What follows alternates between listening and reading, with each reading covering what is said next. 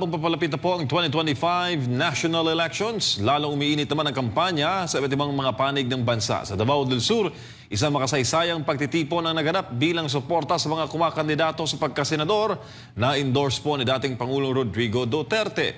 Tunghayan natin ang karagdagang detalye mula kay Thea Gimery. Nag-aalab ang pag-asa dito sa Barangay Tubadlis, Santa Cruz, Davao del Sur kasabay ng sabayang meeting de avance ng PDP Laban at ni Pastor Apollo Kibuloy. Mula Luzon hanggang Mindanao, ipinakita ng mga Pilipino ang matatag na suporta sa Duterte Senatorial Ball sa darating na halalan.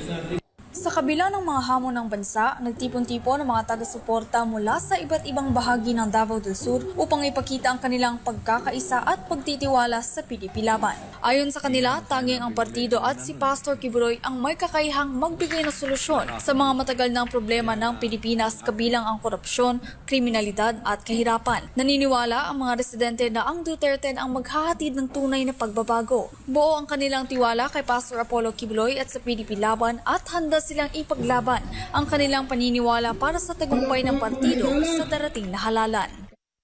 Og ako nagatuo nga dako kayo nga akong pagtuo nga mudaog ang PDP Laban tungod kay mauna ang atong gikinahanglan karon nga panahon isip suporta sa ato nga dati nga presidente si President Rodrigo Roa Duterte o ang kasamtangan nato nga Vice President kasi Sara Roa Zimmerman Duterte, and nagatuo kog dako nga si Pastor Apollo C. Kibuloy dako kayo ang iyang nga kadaugan ilabi na diri sa Mindanao, og nagatuo ko nga karon nga eleksyon malandslide ang PDP Laban. Makumodaog ang PDP Laban, mawala ang korupsyon og ang tanan pa nga krimen niini nga ato ang nasod Pilipinas. 100% yun may nga musuportar nila sa kuan ni Tatay Digong Duterte. So na ko nga sila jud ang mudaog. Mura gyang yun amo sa mga katawan karon. Nagpahayag rin ng mensahe ang ilang mga opisyal sa Santa Cruz na sila'y naniniwala sa liderato ni Pastor Kibuloy at sa integridad ng PDP Laban na mapabuti ang bansa kung sakaling manalo ngayong eleksyon.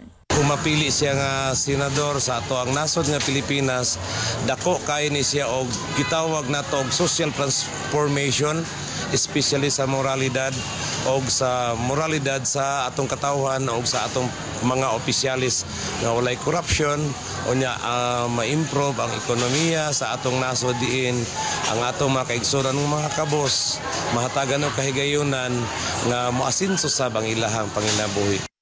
Yes, I do believe na kung madaog si Pastor Kibuloy, adunay chance, adunay change, chance and change. Nakita nako kung unsa siya mo organisa o gilabi na magdumala sa iyang ginsakupan sa KOJC.